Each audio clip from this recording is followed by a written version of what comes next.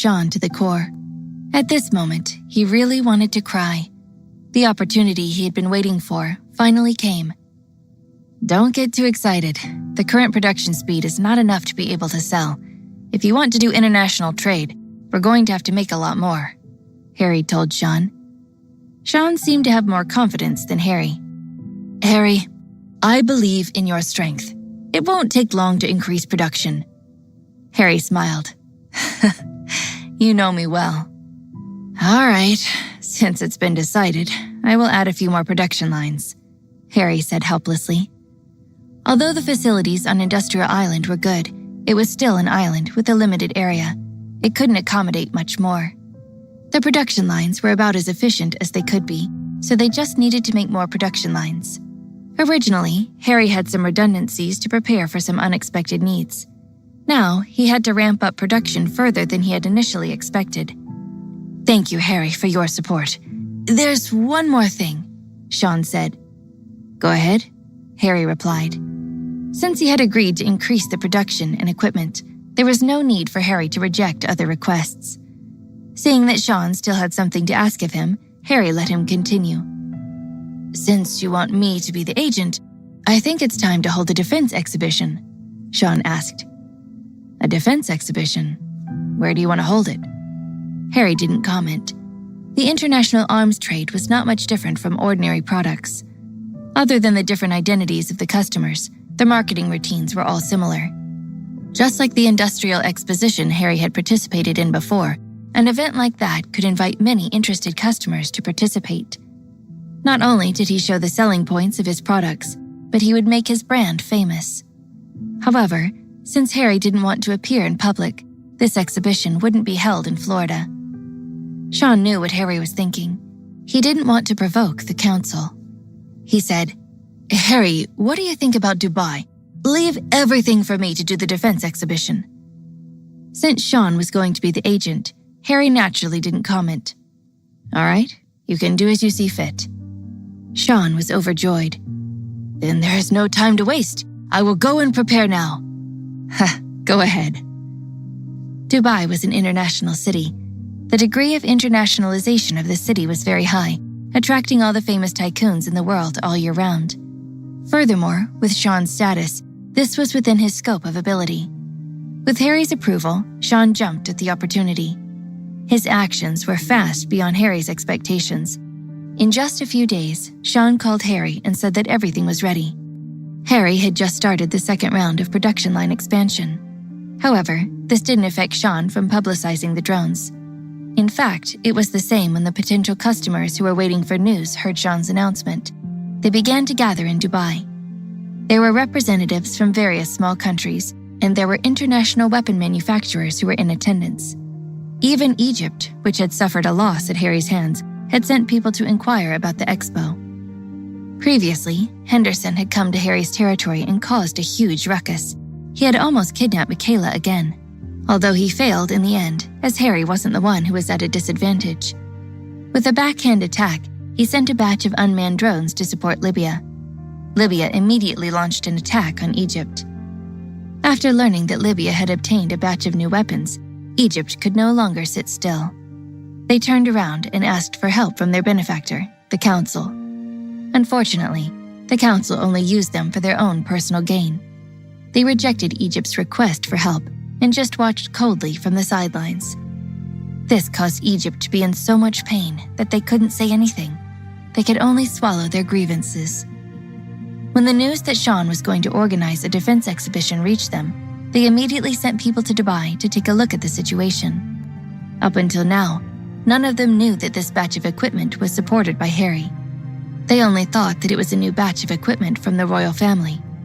Since they were going to conduct the defense exhibition and trade, Egypt had to do something to stay ahead of their little conflict. In any case, after so many years, they didn't have any direct conflict with the royal family. Harry, the defense exhibition will start tomorrow. When will the sample you prepared be sent over?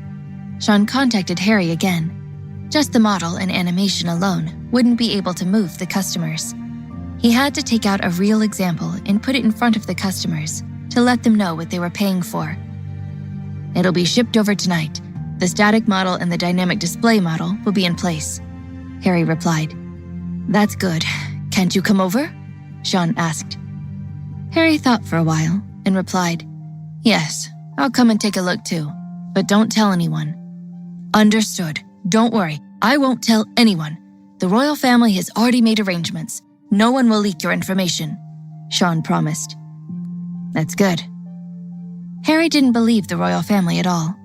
Sean's promise alone was quite sincere. However, Harry maintained a skeptical attitude. The members of the royal family were complicated. Many of them knew about Harry's situation. It was inevitable that they would leak the matter out for their own benefit. But at this point, Harry didn't care anymore. As long as he didn't appear in public, it didn't matter how many people knew about him in private. It didn't affect the overall situation. Harry couldn't control the council, so he had to attend this defense exhibition. Harry had to make preparations for safety to prevent the council from doing anything nefarious. As an international metropolis, Dubai is very popular and often runs all kinds of major events. Sean held a defense exhibition here to make use of this benefit.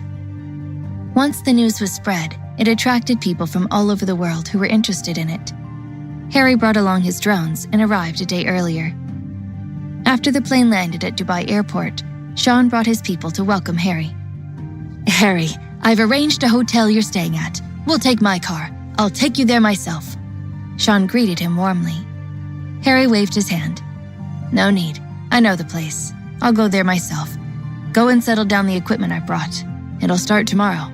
I should go and arrange the venue first. Okay, don't worry about me. Just do what you do best, Harry said. Sean asked, What about your trip? Give me a few passes. I'll put them in disguise after the event starts. Don't want people figuring it out. Okay, I understand. Seeing that Harry still refused to show his face, Sean didn't say anything else. He waved his hand and asked his guard beside him to give him a few passes. He then bid farewell to Harry and brought some people to load and unload the equipment. This was a task for his men. To be safe, Harry arranged for the people he brought to help. Harry took his own car and went all the way to the hotel that Sean had arranged for him.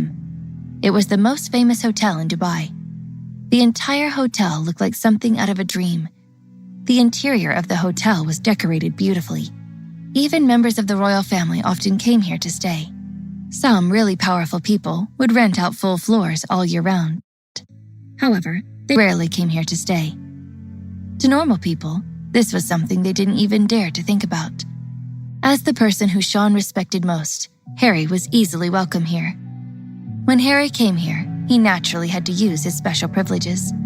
He had given Harry the best treatment. Harry would be staying in the best room in the entire hotel. Of course, to Harry, the best room was worse than his own home. Harry asked Sean to keep it a secret, so the hotel only knew that Prince Sean was receiving a distinguished guest today. They knew nothing about Harry's identity. When they came to the hotel, there were people that Sean had arranged to welcome Harry. As for the people in the hotel, they stood to the side. This kind of situation was normal for this hotel. They received countless distinguished guests. Harry stayed in the best suite. Of course, there was a special elevator. He wouldn't have to share with any other guests. This was to ensure the privacy of their more distinguished guests. However, Harry had just entered the elevator and had not yet closed the door. He saw a large group of people outside, surrounding a dozen or so people dressed in noble clothing in the middle. They walked over. They even called out, "Wait a minute, we want to take the elevator." Harry didn't say anything, but one of Sean's people said, "Sorry, we already have someone in the elevator. You guys can take the next one or wait." Harry's men were furious when they heard this. Just as they were about to step out, Harry stopped them. "Let Sean's people deal with it." "Yes, sir." This was Sean's territory, and Harry didn't want to be a busybody. Since Sean had already arranged his own people, Harry wanted his men to deal with it. "Don't disturb our guest. Stay away from him."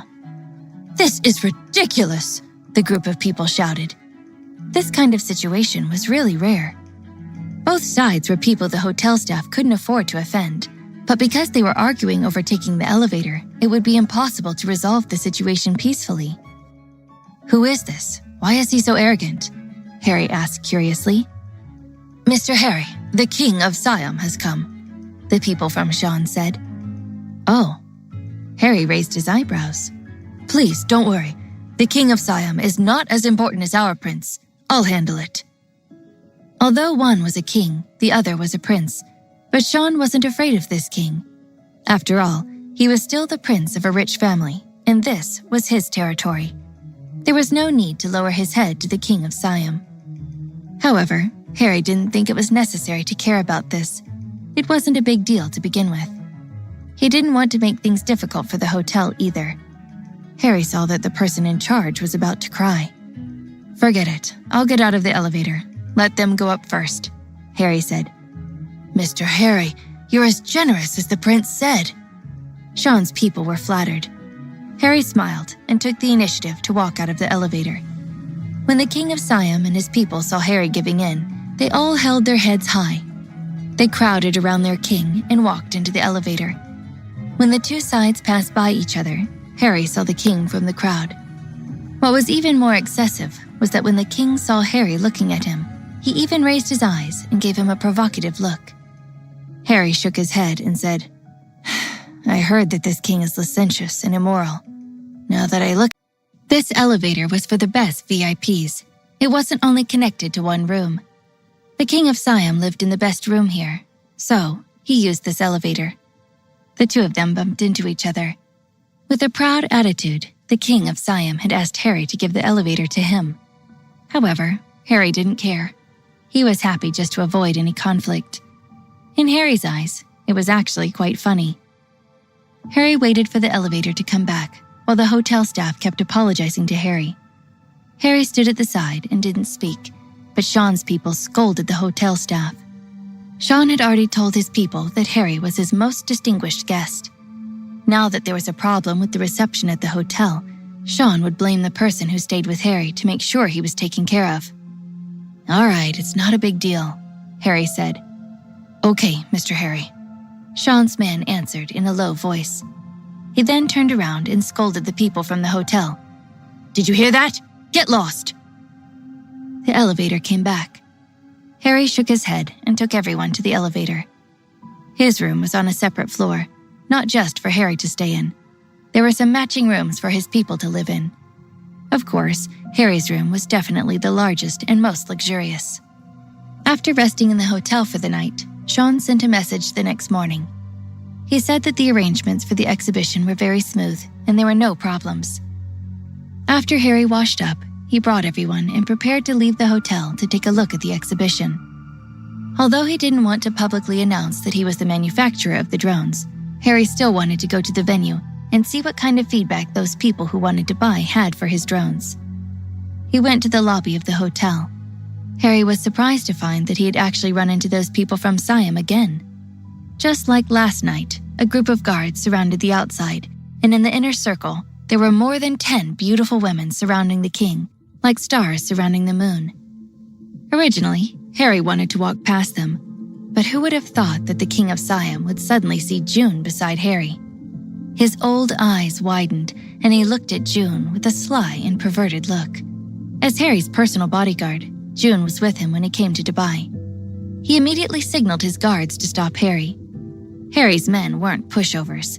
They didn't care if these people were royal or not. In any case, if they dared to block Harry's path, they would be courting death. They were still angry about the elevator incident last night. Now, Harry didn't provoke them, but jumped out by himself. Without Harry's instructions, these men rubbed their fists and were prepared to give the opposite party a taste of their own medicine. "Don't," Harry called out to his men. He was going to the exhibition now, so he didn't want to complicate things. Besides, Harry still felt that it was embarrassing to have conflict with a king. However, Harry's tolerance made the other party think that he was a pushover and afraid. On the contrary, he became even more unscrupulous. "Hey, you're the one who makes the decision, right? Our king wants to know if the woman beside you is willing to come join him," the Siam guard said.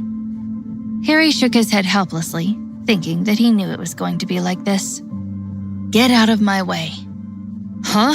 Who do you think you are? It's her fortune that our king has taken a fancy to her." June only replied with one word. Scram. Hey, you have quite the character. Our king is the richest king in the world. Harry frowned. He was starting to get impatient with these people pestering him. The old king saw that June didn't say anything more, so he walked out and pushed his men away. He opened his mouth and said, "How about I give you $100 million and you come with me?" Seeing that June still had no reaction, he continued, "If you think it's too little, I'll give you $1 billion. Harry said coldly, "My people aren't for sale. This is an insult to my people and an insult to me." "Who do you think you are? Scram to the side," the king yelled. "How dare you insult our employer? Are you tired of living?" Harry's men were immediately angered. Harry's men all requested to fight. The Siam guards didn't show weakness either, and they were clamoring for a fight. "Throw these people aside. I've got places to be." Harry was finally annoyed. When his men heard Harry finally speak, they immediately became excited. Immediately, they roared and pounced on the opposing group. The Siam guard reacted very quickly. However, they had underestimated the strength of Harry's men. They had just come into contact with each other, but were instantly beaten up by Harry's men. However, because Harry had said it first, his guards had begun to throw them out of the way. After cleaning up, they still looked like they weren't satisfied. The old king was so scared that he trembled and went straight to the floor in the fetal position. It was so noisy that Harry was upset. Fortunately, he couldn't hear them when he left the hotel. Fortunately, Harry's men had settled the matter cleanly and quickly and opened up a path for them to leave. After Harry left, he sat in the car and enjoyed the scenery along the way.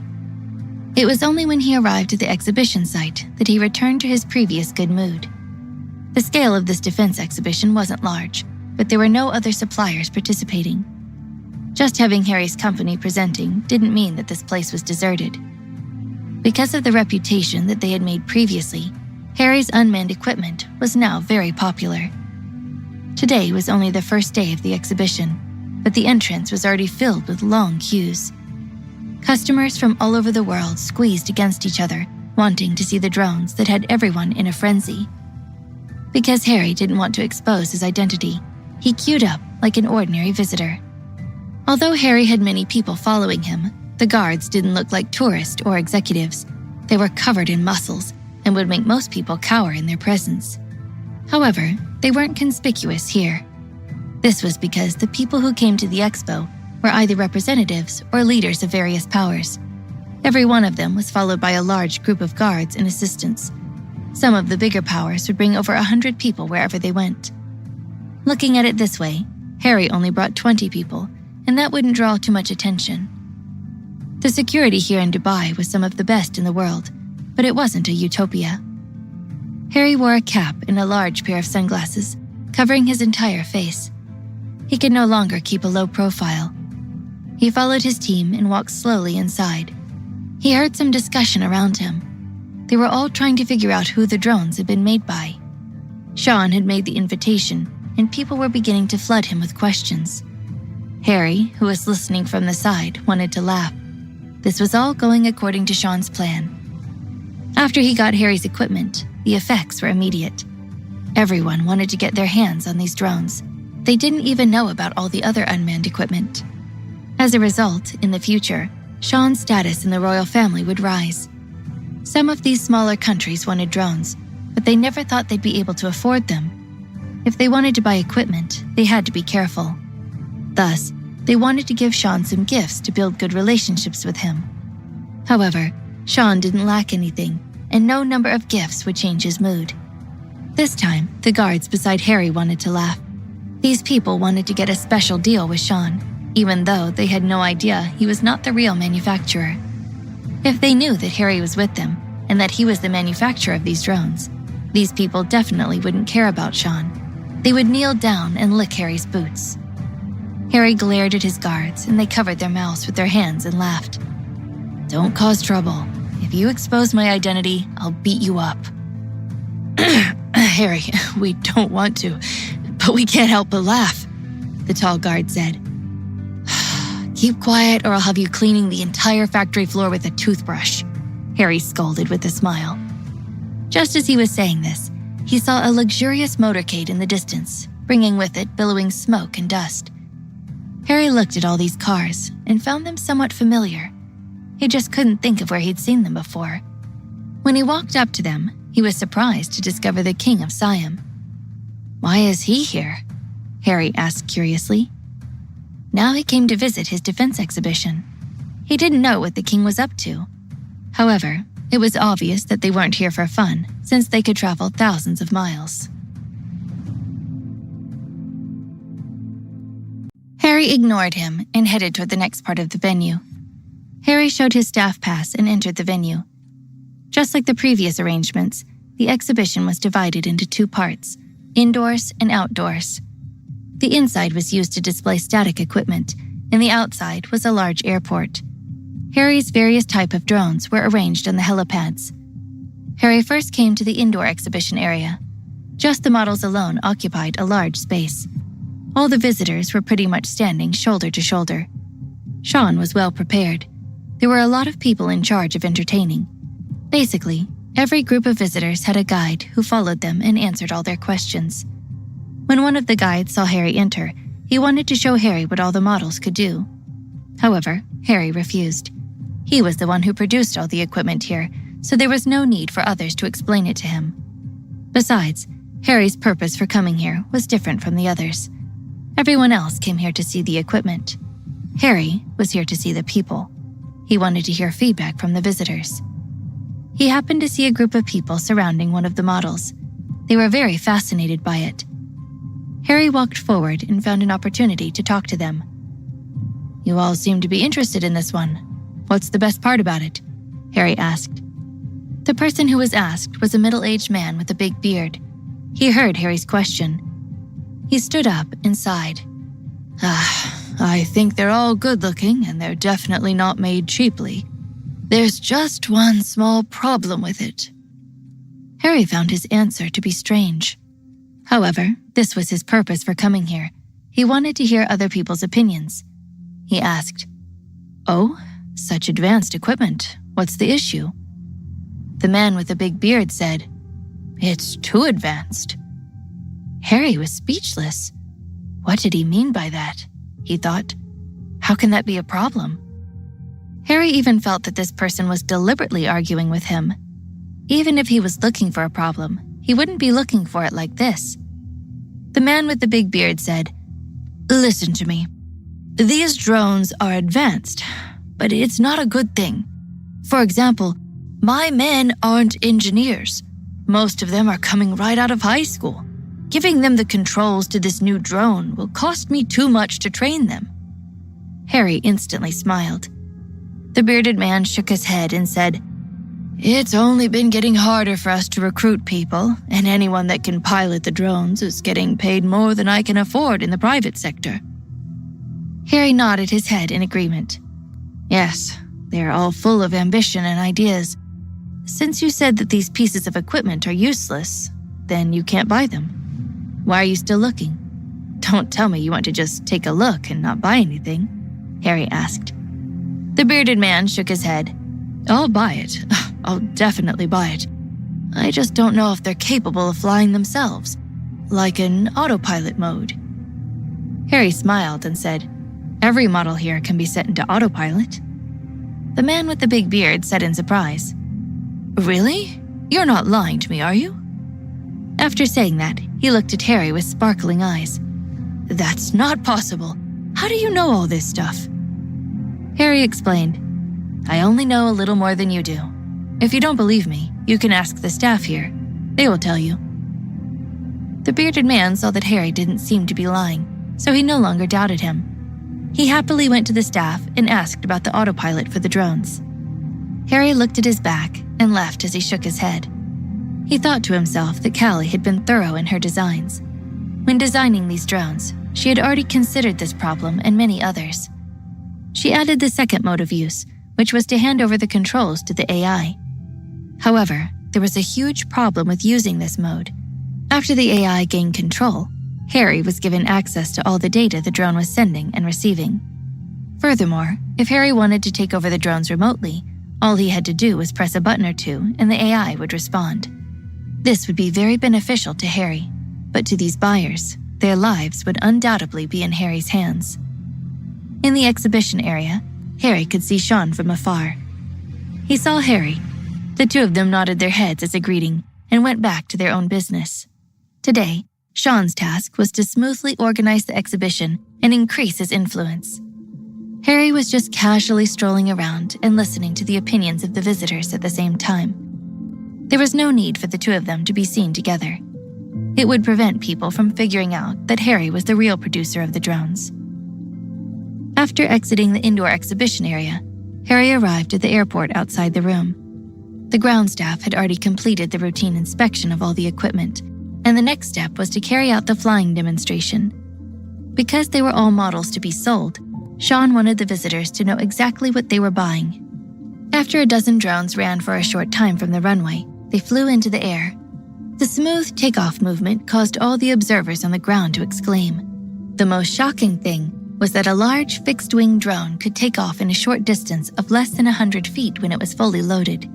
The short takeoff distance meant that they could be deployed quickly and from pretty much anywhere. This ability to respond quickly garnered the approval of everyone present. Harry nodded in agreement. After flying into the sky, the drones would show off their maneuverability. Everyone on the ground was dazzled by what they saw. However, no one expected to see any demonstration of the weapons today. They were then surprised when the drones flew off and fired their missiles at some predetermined test sites.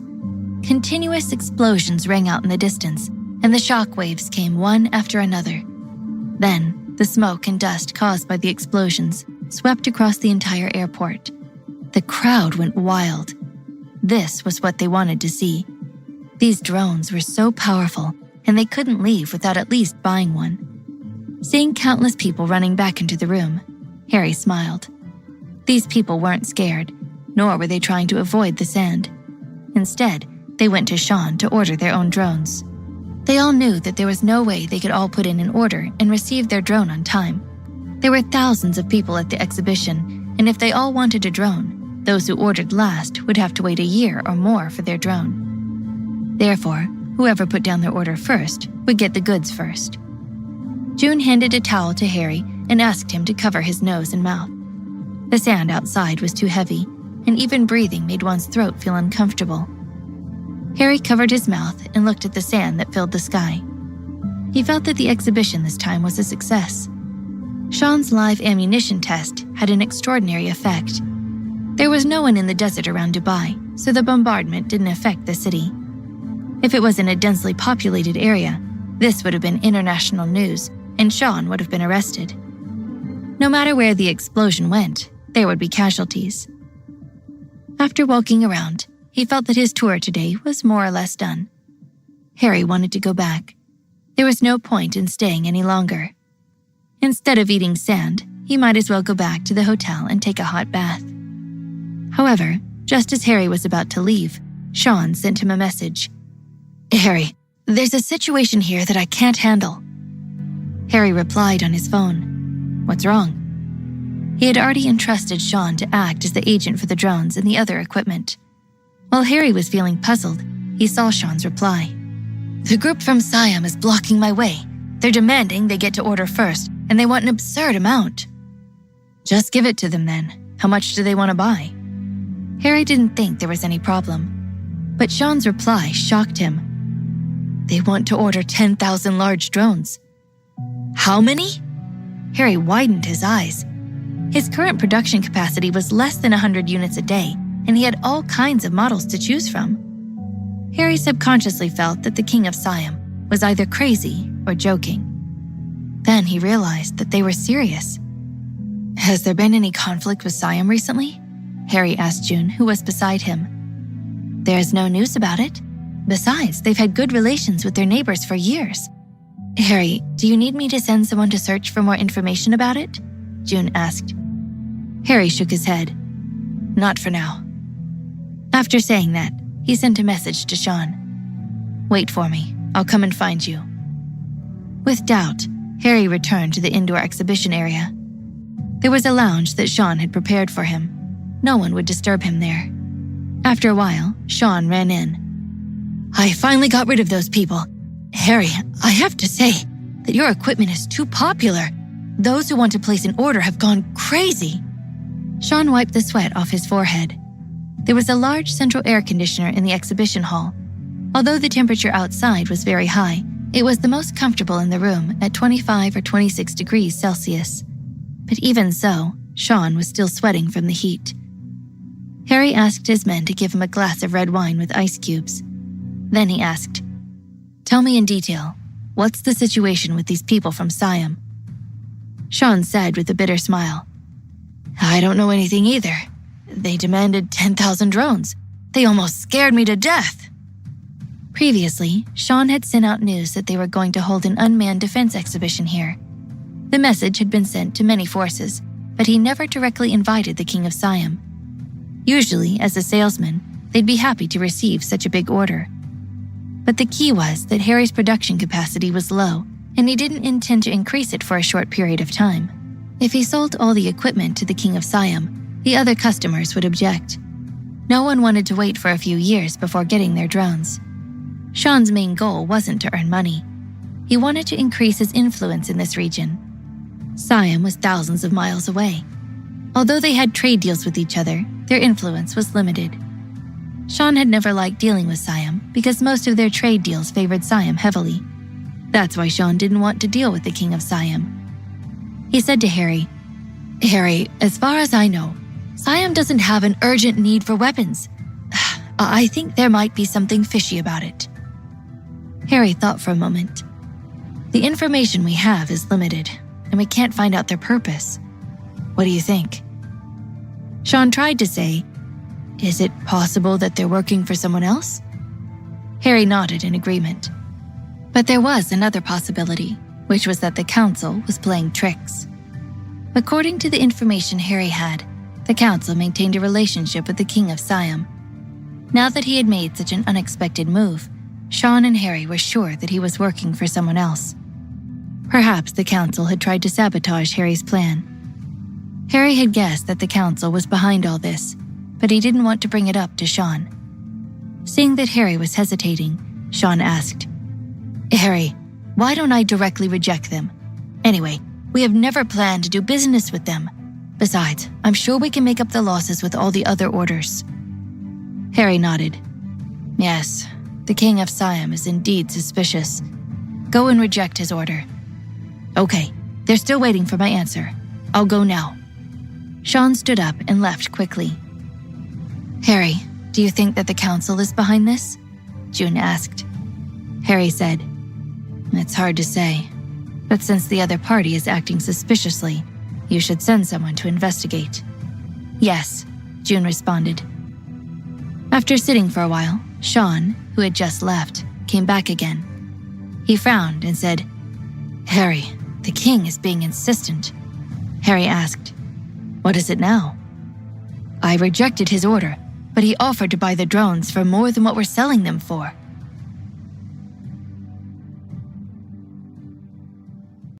Harry looked at Sean's confused expression, and his mouth was wide open in shock. Most people just tried to bargain with the sellers, trying to lower the price. Rarely had Harry ever seen someone try to buy something and ask to pay more for it. This made Harry feel even more suspicious. Thinking of the old king, Harry asked, "Is the King of Siam crazy? Or is it because he has too much money and no place to spend it?" Sean said with a bitter smile, "Who knows? How could he do business like this? He even scared us." "How much did he raise the price?" Harry asked. "He said 10%. If you're not satisfied, we can continue to talk about it. It seems there's still room for negotiation," Sean said. Harry was speechless. He had never seen such a weirdo before. Sean said with a bitter face, "Harry, what do you think we should do? I have no other choice. I'm just not ready for how all the other customers will think." Unfortunately, Harry didn't have any evidence. Otherwise, he could have chased the King of Siam out of the venue confidently. Harry didn't think that he was just messing around, because if he wanted to place an order, he would be more hesitant to spend so much money. He would have to pay the deposit as much as he wanted to buy. The more he bought, the more deposit he would pay. He had ordered 10,000 units at once. The deposit alone was an astronomical figure. If he wanted to cause trouble, Harry could happily receive the deposit and not return it. No matter how wealthy the Siam royal family was, this kind of money would make anybody faint. However, they couldn't let the king cause trouble here. They still had to think of a way to resolve this issue. Harry said, "Can't we pretend to agree and then send them away?" Sean shook his head with a bitter smile. I've tried." The other party was so suspicious. Harry frowned and said, "They're not easy to handle."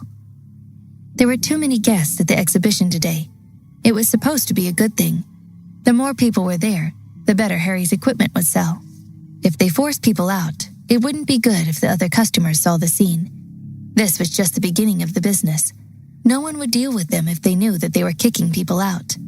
After a while, Harry's brows twitched when he saw June beside him. He thought of a good idea. "June, I have a mission for you," Harry smiled. "Harry, what can I do?" "This morning, that old king had his eyes on you. You can use this to trick him to the hotel." Now that Sean couldn't chase him out, June was the last chance to get the king to leave. Letting June seduce him could resolve the current deadlock. He only asked June to lure the old king into the hotel. He didn't want her to actually seduce the king. June didn't hesitate and immediately agreed. Sean asked, "Harry, that can't possibly work. He'll just come back, won't he?" Harry smiled and said, "No, I don't think so. I think it's better to just go to the king and tell us why he's really here." "Are you going to interrogate him?" Sean said in surprise. Harry nodded. "He's just a king. What's so special about him? Instead of guessing his intentions here, we might as well ask him directly." "But what if he doesn't tell?" Sean asked. Harry sneered. Let's not talk about it. My men are skilled at gathering information." Harry's cold tone made Sean shiver in fear. He didn't dare to imagine that the King of Siam would fall into Harry's hands. After waiting in the room for a while, Harry received June's notice. "Harry, he's taken the bait. We're going back to the hotel." Harry got up and said, "All right, I'll go to the hotel and deal with this matter. You can continue to do what you need to do." Sean respectfully lowered his head. "Yes, Harry, don't worry. I won't cause any more trouble here." Harry brought his men and rushed to the hotel. On the road not far ahead, June was sitting in a luxurious car with the King of Siam. The interior was all inlaid with gold and jade. The King of Siam was in the car, showing off his wealth to June. "Sweetheart, you've finally seen the reason. I'm so glad that you came to me instead of that boring man you were with. Now I can show you a life of luxury that you've never seen." As he spoke, he even deliberately showed off the large diamond ring he was wearing. If it was any other woman, she would have been enamored by the large stone and how much it would have cost. Unfortunately, June was not amused by something like that. Not only was she loyal to Harry, but June had also seen too many extravagant things. It would be ridiculous for June to be moved by this show of wealth. However, she still pretended to be fascinated. "You're right. You're the most generous." "That's right. I'm the richest king. With me, I can show you how rich I am, and maybe I can make you my queen." June pursed her lips and secretly sent a message to Harry. "Harry, come quickly. He's starting to talk to me like he wants to marry me." "Bear with it. I'm right behind you." Harry had been following June from behind, but he didn't want to be discovered. He wasn't afraid of losing her. The place they were going to was obviously the hotel from before. Harry only needed to chase after them from a distance. If he was too impatient and followed them too closely, the king's guard would notice. They would definitely notice something fishy. When that time came, Harry wouldn't be in any danger, and June would be taken away somewhere secret. She was currently alone in the king's car, and there was no telling what the king was thinking. He didn't want to be disturbed by others, so there was no one else in his car with him and June, besides the driver who was separated by a panel. Even the dozen or so girls that had been with him were now sent to other cars. Very quickly, the group returned to the hotel. The old king impatiently brought June to his room at the hotel.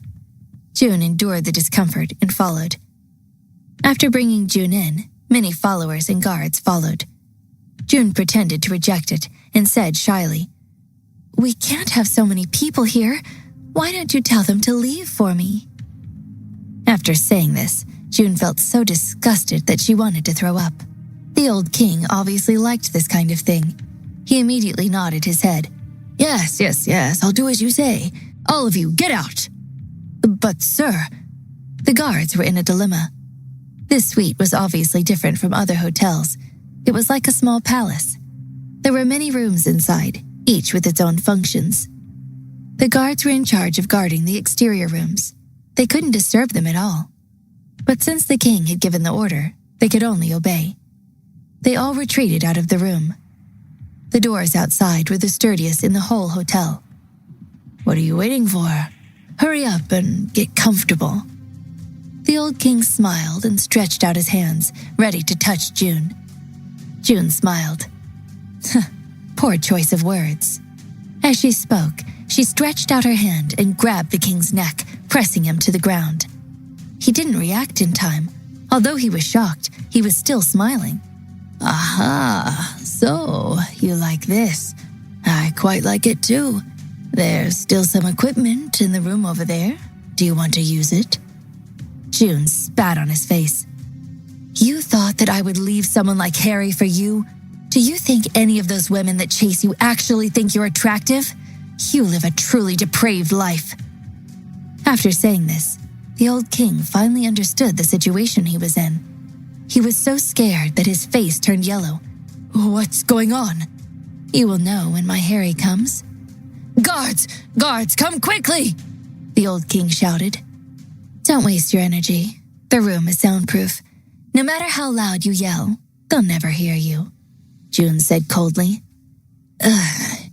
Don't be impulsive. If you have something to say it. I can give you anything you want. I have money." The old king probably knew that his shouting was useless, so he tried to bribe June. However, June said with disdain, "You're too arrogant. Do you really think I can be swayed so easily by money?" "I am a king. I can give you anything you want."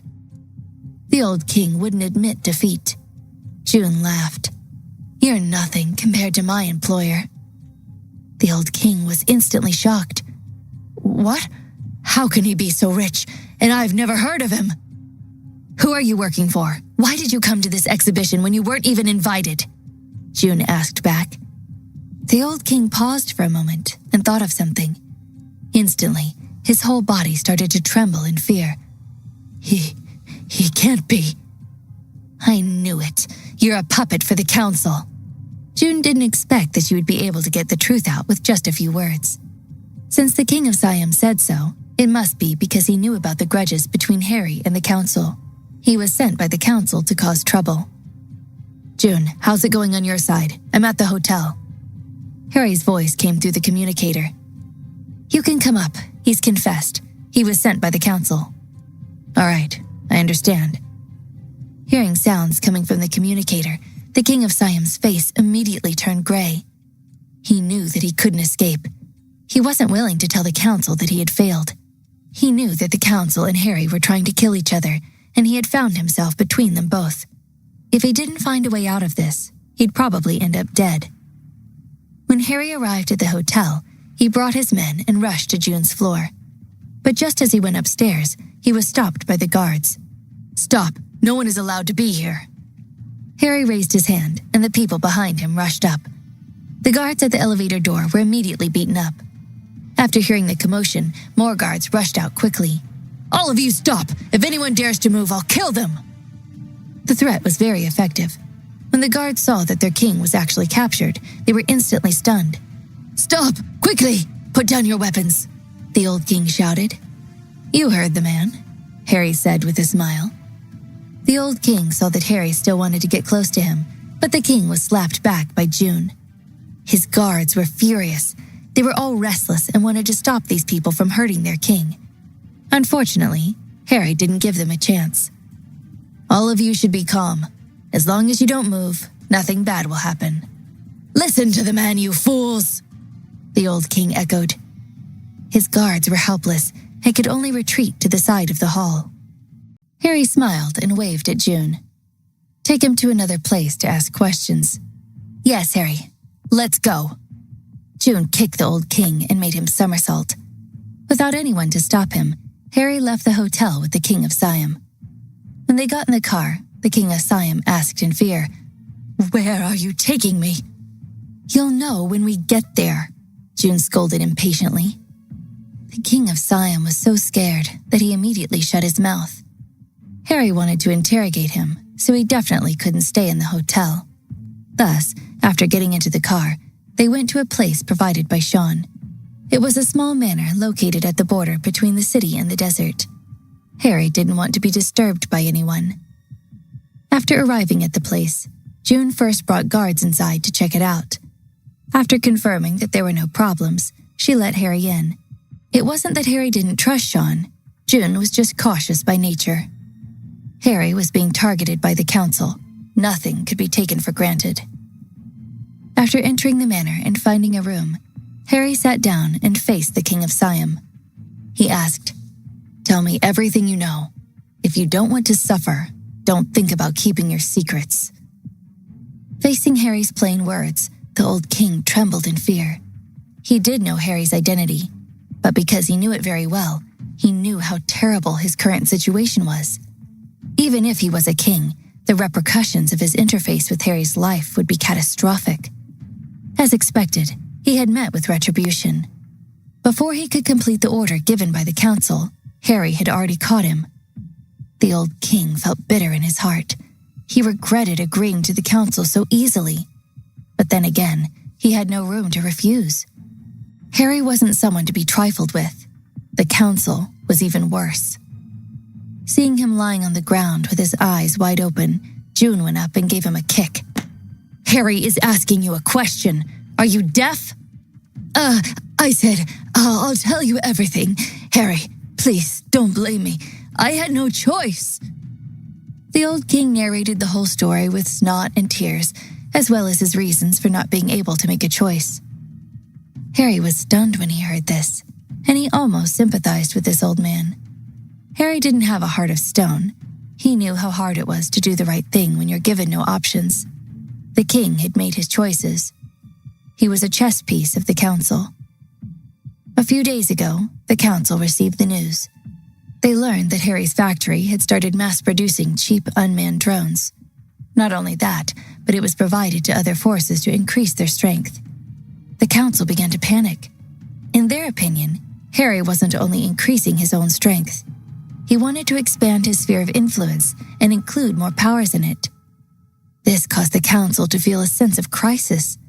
This world was only so big. If Harry controlled more people, then the council would have less leverage. Therefore, they began to think of ways to deal with it when they found out that Harry was going to hold a defense exhibition. The council knew that the opportunity had come, so they sent the King of Siam to deliberately run to the exhibition to disturb the market. After agreeing to his order, Harry's production capacity would be wasted, and the drones would be kept out of the hands of everyone else. Not only will it delay time, but it will also consume energy and material resources. But if he didn't agree, Harry would lose a lot of reputation with the other potential customers.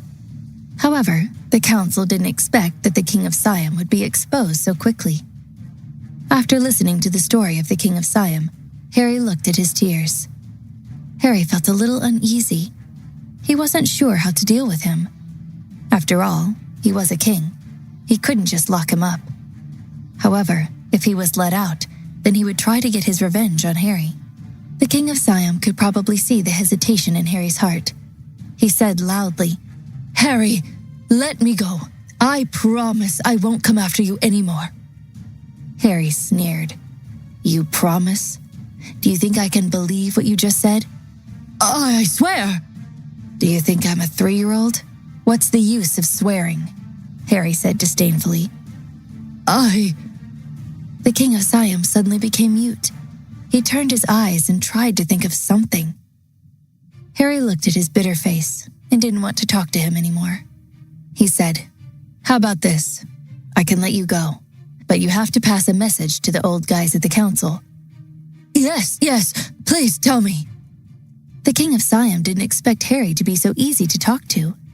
If Harry didn't make things difficult for him, he could let him go. He hurriedly nodded his head. Harry thought for a moment and said, "Tell the council not to use such underhanded tricks. If they want to fight, they can just come to get me. If they don't dare, I'll be knocking on their door." Harry now understood that no matter how much he operated his strength, he would have to face all kinds of schemes and plots from the council during this process. Instead of dealing with his headache forever, it would be better to get the fight over with. Harry let the King of Siam go. In the morning, he left the manor. He didn't need to continue observing the defense exhibition, so there was no need to stay here. What Harry needed to do now was to return to his territory and prepare for the war with the council. Harry had been on the way back by plane. The King of Siam should have already sent the message to the council. Everything was going according to Harry's plan. After the King of Siam, who had been released, returned to the hotel, he was scared out of his wits. The first thing he did was contact the council. This old man was very timid. He didn't dare to report to the council personally for fear that he wouldn't be able to come back alive. After all, he didn't complete the council's task and was even arrested by Harry. He had completely failed. He didn't know what kind of punishment the council would give him when they were furious. Therefore, he only dared to convey Harry's words through the video call. In the main hall of the council, the members were currently listening to his report. "Please believe me, this was an accident, but Harry asked me to pass a message to you," the King of Siam reported nervously. "Oh, what did he say?" the council member said. "He said he's had enough of these games and wanted to have a duel with you," the King of Siam said, with sweat all over his face. After he said that, his whole body went limp. Although this sentence sounded simple, the meaning behind it was unusual. The King of Siam understood very well that once the civil war in the Parker family broke out, it would bring a great change to the world. "All right, since he wants to fight, then let's fight," the council member continued. After sneering for a moment, the members of the council quickly reached an agreement. They had agreed to Harry's request. After ending the call with the council, the old king was so scared that his face turned pale. He muttered to himself, "It's over. It's all over. Something big is going to happen. I have to think of a way to get out of here." "Your Majesty, I don't understand," the guard beside him asked in confusion. "What do you know? They're the biggest family in the world. The power dynamic is going to shift," the king said. "Then what should we do?" the guard asked. "What else can we do? Find a desolate place to hide and come out after everything is settled," the King of Siam said guiltily. When the civil war in the Parker family was over, no matter who won, he planned to join them. In any case, he was just a small player in this much bigger game. No one would care about him. At that time, he could continue to enjoy the rotten life of a king.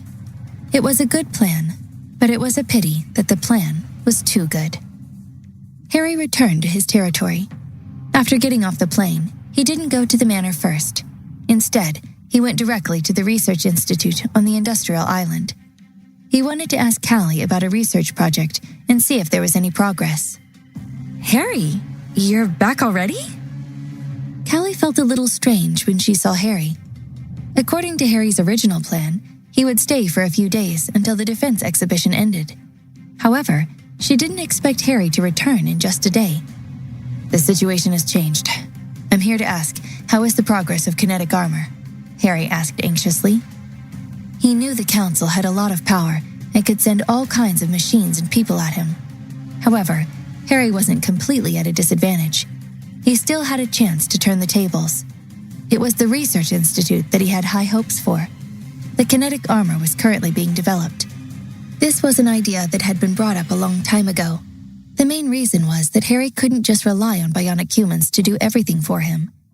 He had thousands of elite soldiers from the Wolf Guard under his command. However, the Wolf Guard were, after all, mortal.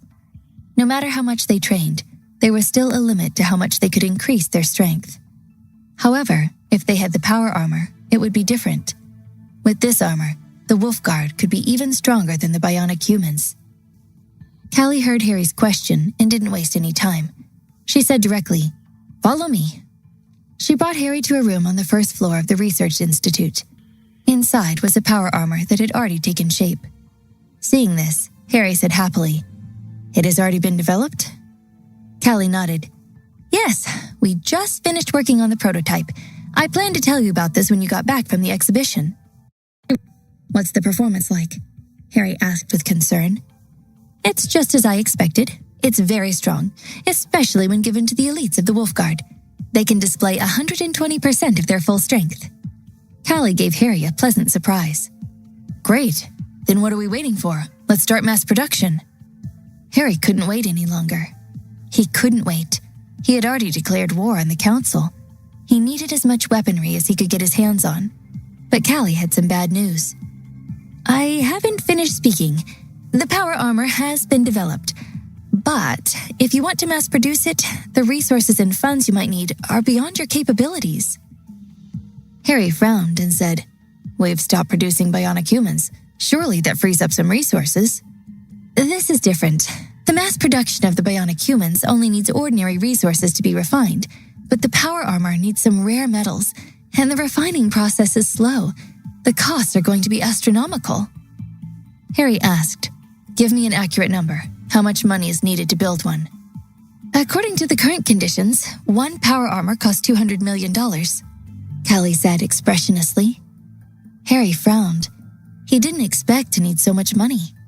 Although he had money now, if he wanted to achieve mass production, he wouldn't be able to make enough for all of his wolf guards.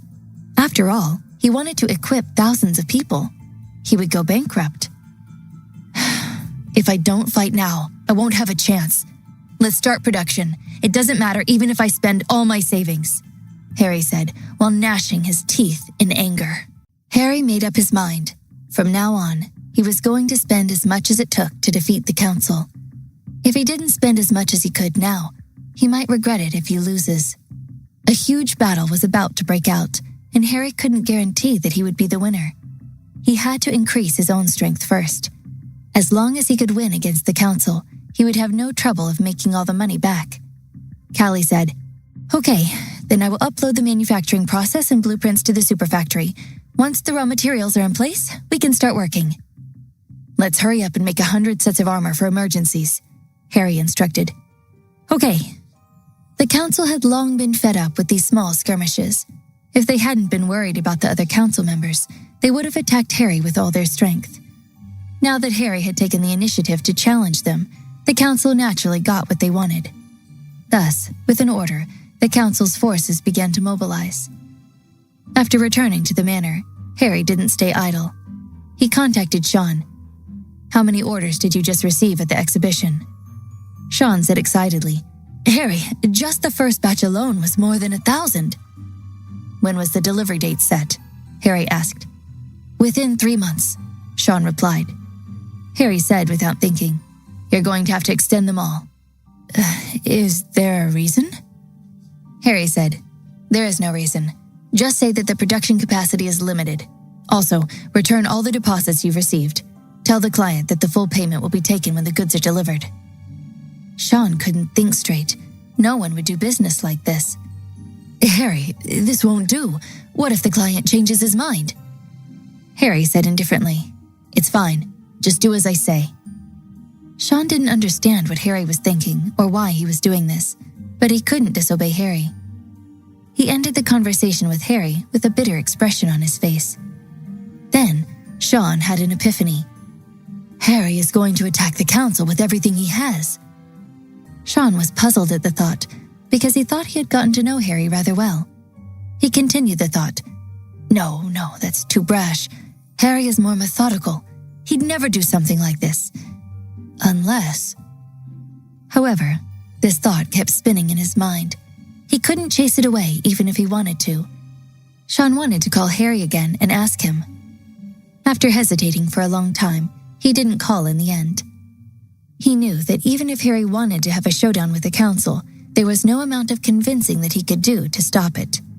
The only thing he could do was hope that Harry would win. Only then could he have a future.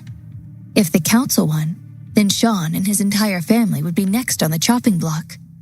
Harry had already instructed Sean to do what he needed to do.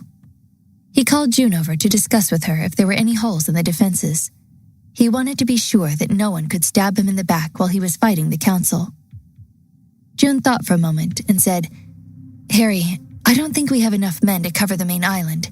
I figured it would be impossible to defend such a large island. Pull back our forces and concentrate them on Allen Island and the Industrial Island. We can't afford to lose control of either one." Harry understood that the main island of Reflecting Moon Island was too large. It wasn't something he could fully control. He agreed with her assessment. Harry had no intention of attacking the council first, and he had no idea just how vast the resources are. He figured that they'd try to send their forces to his island chain, which he was certain he could defend. After that initial attack, Harry could plan his counterattack more effectively.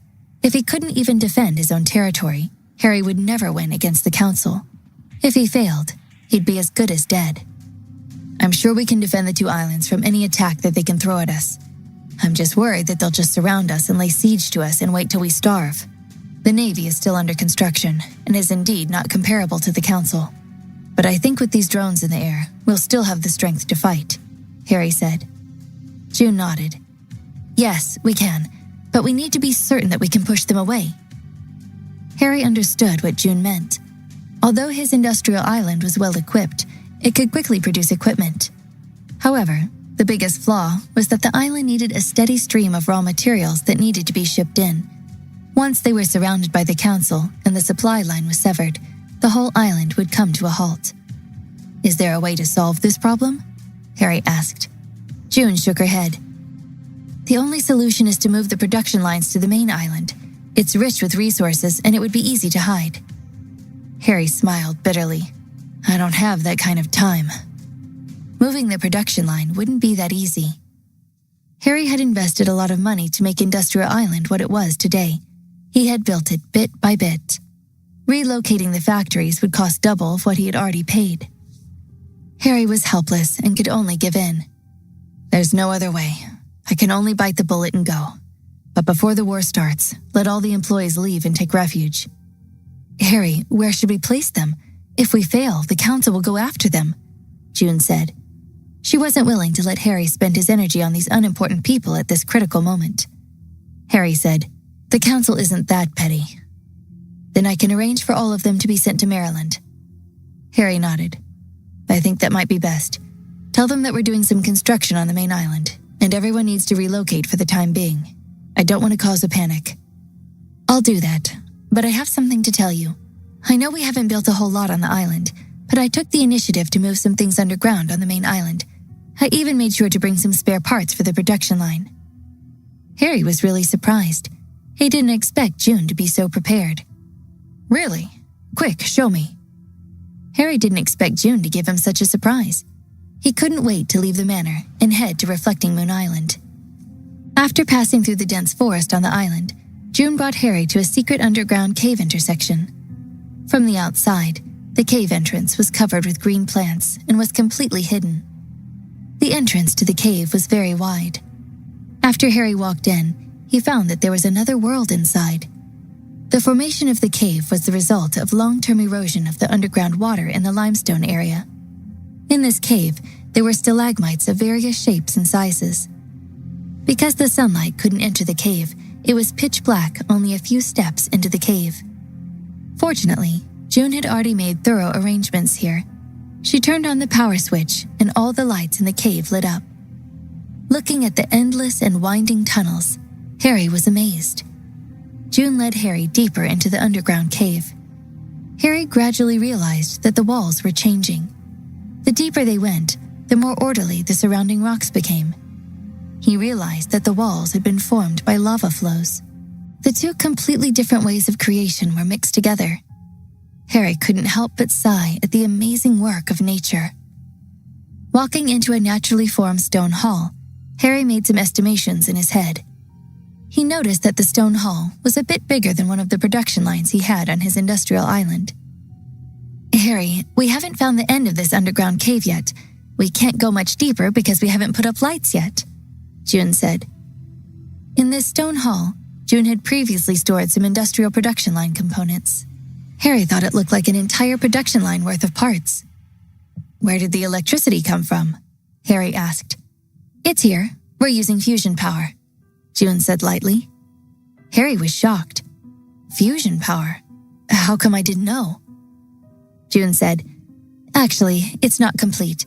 This one here is a test machine that Callie built. A lot of it can't be mass-produced. It isn't that efficient either. This power station could easily provide enough power to run the entire industrial island if need be. Because it was only a test reactor, it was suited to be an emergency power supply if the geothermal plant went offline. The fusion power station was the most suitable for this kind of underground work. There was no pollution, and the fuel could be stored on site. Harry checked the production line that June had placed here. It could be configured to do just about anything Harry wanted. Harry held his chin and said, The production line is complete, and the energy is available. The only thing we lack is resources. June said, Actually, you'll be pleased to know that the caves we have explored were covered in veins of valuable resources. Harry's eyes immediately lit up. Looking at the dark cave that extended inwards, Harry pondered for a while. This is an underground cave formed from volcanic lava, so it must contain many kinds of ores. Let's go in and take a look. After saying that, he prepared to go deeper.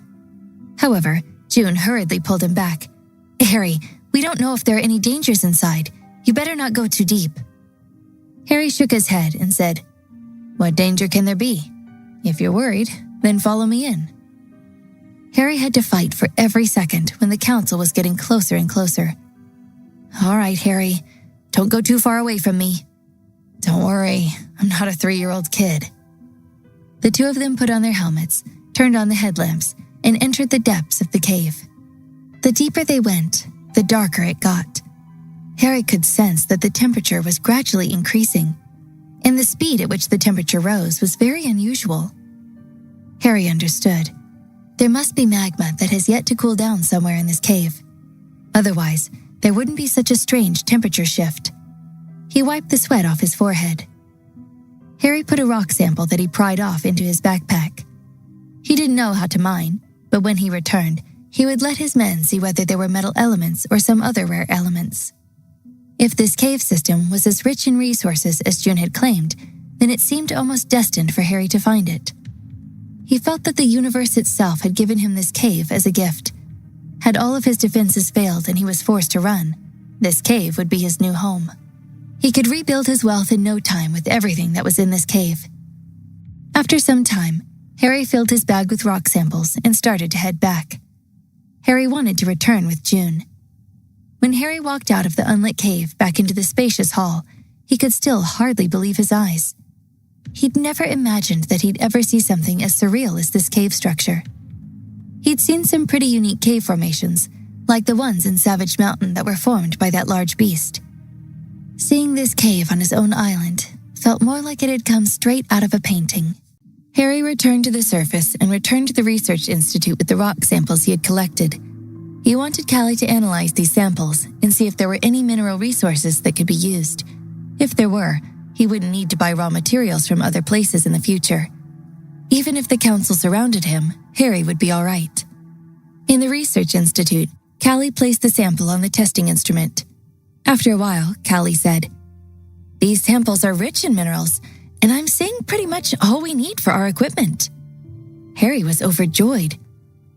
That's good. I'm afraid that they aren't available. This is good. We have our own mineral resources. Callie interrupted. Don't get too excited. Although these samples have been analyzed, it's not necessarily mineral veins. Where did you find it? In a cave on Reflecting Moon Island. It's huge, Harry said. Callie thought for a while and said, "Why don't you take me there to see it? You need to take the instrument with you to check it. Otherwise, it will be difficult to make a conclusion just by looking at the sample." All right, there's no time to lose. Shall we go now? Harry asked. Callie nodded. Let's go. The two of them brought the equipment and were about to leave when Harry saw June still following. He said, "June, go back to the manor. I already know where to go. I'll go with Callie." Harry, it's better to bring me along. Harry waved his hand. Nah, no need. Go back and rest. You've been busy for the past few days. You need to rest.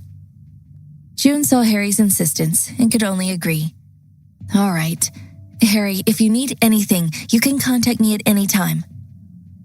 Returning to Reflecting Moon Island, Harry brought Callie to the underground cave.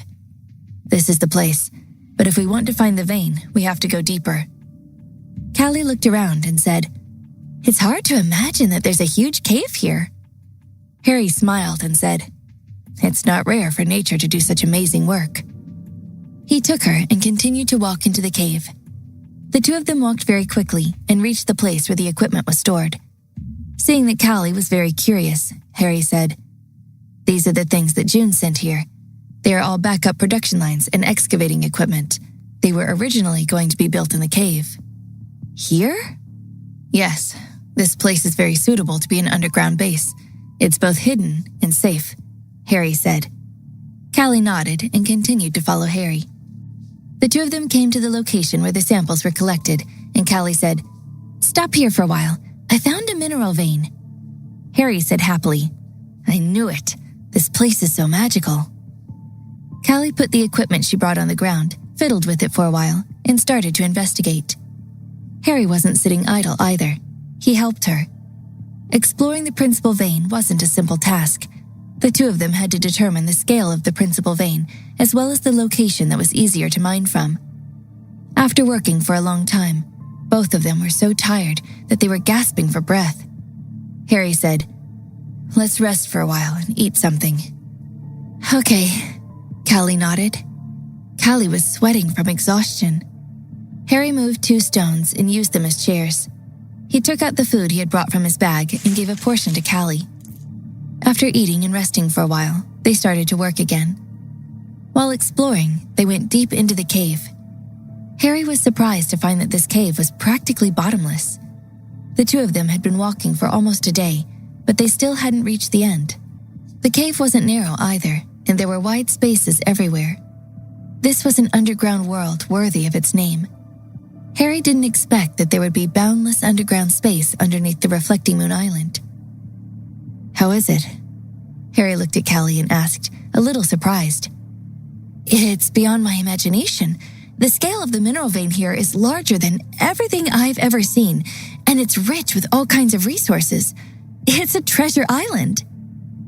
Harry smiled and said, It seems that all the money I used to buy this island is finally paying off. Callie didn't have any concept of money. She said, These resources are better than I imagined. If they're used to produce weapons, we won't have to buy anything from anyone for 100 years. That's good.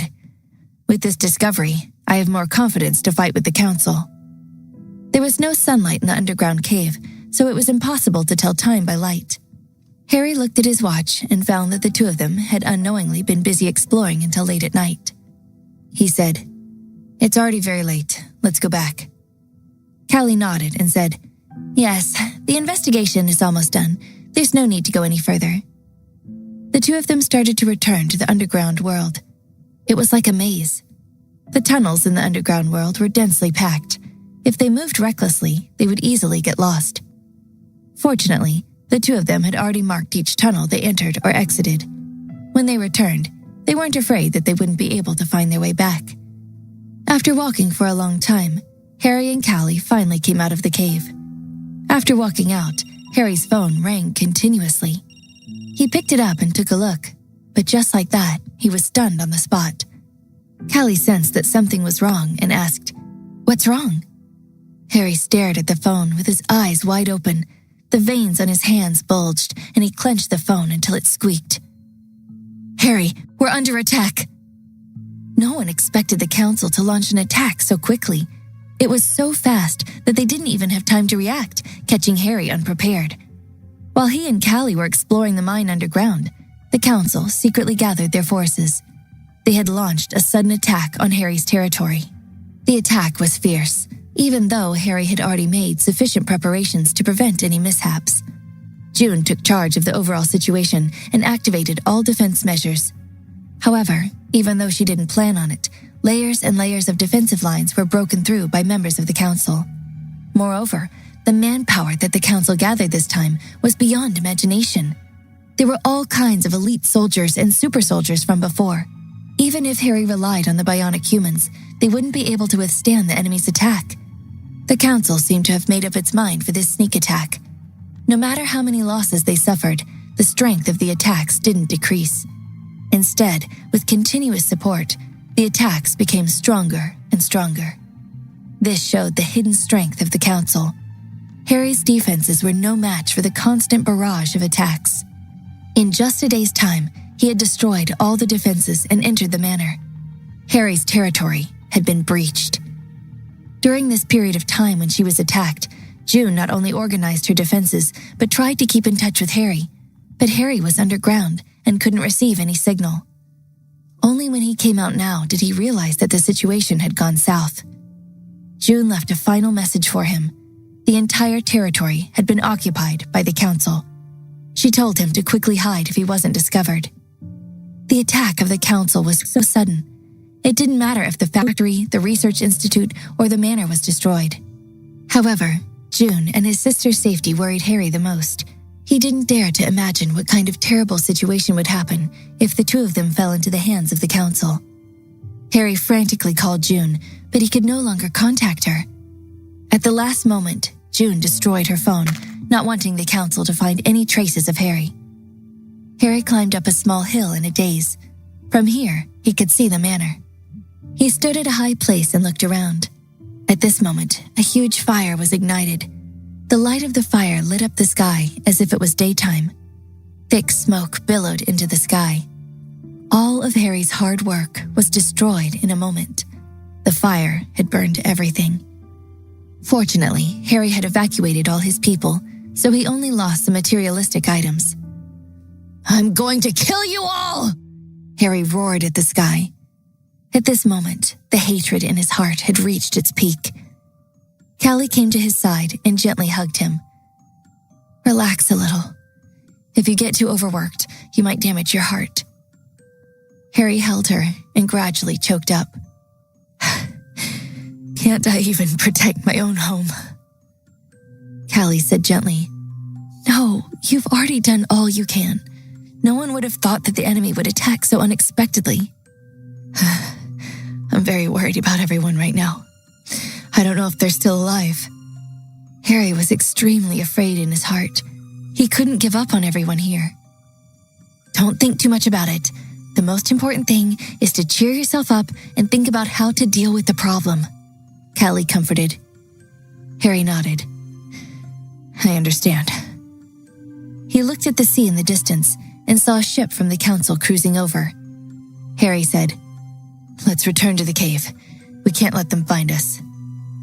"All right," Callie replied softly. Reflecting Moon Island was very big, and Harry had always been very good at preserving the environment on the island. This place was almost as it had been when he first bought it, and the council couldn't find Harry no matter how much they looked. It was impossible to search the Reflecting Moon Island completely. The dense primitive forest could block all forms of surveillance. Even if the council were to go all out, wanting to burn this place down would be impractical. The island was very humid, so it was impossible to set everything on fire. Furthermore, Harry was hiding in the underground cave, so it was impossible to set him on fire. Harry returned to the cave in low spirits. He was in no mood to do anything. He could only sit on the ground, staring blankly. His heart was a mess. Callie found some tents and clothes and bedding from the supplies stored in the cave. June was very careful when she was storing the supplies here. It was originally done according to the standards of the cave. The supplies stored here were enough for tens of thousands of people to eat and drink for a few years. Now that only Harry and Callie were here, there was no need to worry about going hungry. There was underground water in the cave, which could solve their problem of needing water. Callie set up a tent, laid on the ground, and took out some food. She handed it to Harry. "Let's eat something first. It's most important to take care of your health." "Thank you. You can eat. I'm not hungry," Harry said disappointedly. He wasn't in the mood to eat. His chaotic mind had occupied all of his senses. However, Callie, who had always been calm and collected, was very firm this time. She opened the food and fed it to Harry. You must eat. If your body fails, you won't even have the chance to take revenge." Harry could only open his mouth and enjoy Callie's tender care. It was late. Harry was lying in the tent, tossing and turning, unable to sleep. He was worried about everyone's situation, especially June and his sister. He was even more afraid that they would be mistreated after falling into the hands of the council. Because they couldn't find Harry, the council would torture them to get information on Harry's whereabouts. Interrogating the people around Harry was inevitable. "Can't sleep?" The tent suddenly opened and Callie came in. "How can I sleep?" Harry smiled bitterly. Callie lay beside Harry and hugged him. "I can't sleep either." Smelling her body fragrance, Harry's troubled mind calmed down a little. "Don't worry, I can hold on. This won't break me." "Well, that's good. You can pull yourself together, and that's what I want to see the most." Callie buried her head into Harry's chest. She knew Harry very well. What he needed most right now was someone to share his burden with him. So she took the initiative to talk to him. "Did you know, this reminds me of the time we were at Savage Mountain," Harry recalled. "I think we're in a much better situation. We have all the food and water we could need." Harry nodded. "Yes, it's much better than before. Why shouldn't I be happy?" After saying that, he lowered his head and looked at Callie. "Fortunately, you're still by my side. Every time I encounter danger, you will always be by my side. Thank you for your hard work." Callie smiled. The next day, Harry walked out of the cave and returned to the small mountain to check the situation outside. The fire was still burning, and the island had been destroyed beyond recognition. The members of the council still surrounded the entire sea. The patrol boats kept going back and forth frequently. On the coast of Reflecting Moon Island, the members of the council were disembarking. It seemed like they were preparing to search the whole island. After Harry understood the situation, he returned to the underground cave. "How is it?" Callie asked. "The situation is not optimistic. If they can't find me, they won't withdraw." "This was to be expected." "Yeah, the two of us won't be able to get out. Looks like we can only live underground for a while," Harry said bitterly. The people of the council would never give up until they found Harry. The encirclement here would never be removed. Harry was stuck underground. There was no way he could escape. If he didn't want to be captured, he could only hide in the cave. However, such a life wasn't what Harry wanted. He didn't want to live like a mouse for the rest of his life. Callie hugged him and comforted him. "It's not to the point where you're at the end of your rope. You still have the capital to pull yourself together again." Harry smiled bitterly and said, "It's useless. There are only two of us. How can we assemble all this big equipment?" Callie said, "Did you forget that I'm a technical expert? All we have to do is build some of the smaller machines and make the bionic humans. From there, we can have them build the rest." Harry said happily, "Fortunately, you're here. If I was alone, I would have been stuck in this hole with no way out." "There's no time to lose. I'll get it started. You have to think of a way to find out where June and the others are going," Callie said. Harry nodded. "Last night, my heart was in a mess. Now that I think about it, they might not have been caught by the council." Harry was careless and had his home destroyed by the council. However, his previous efforts weren't in vain. The manor had backup measures. June and the others would probably leave through the escape passageway when they couldn't hold out any longer. "Let's wait a little longer. If they escape, they won't contact me. They'd be discovered, and so would we," Harry said. After saying that, he helped Callie. The two of them had been busy for an entire day, and not even a tenth of the work was completed. "It's a really long way to make full use of the equipment here," Harry sighed. "Don't worry. When the first machine is made, we'll be done with the rest in no time," Callie comforted him. "I'm just worried that something will happen."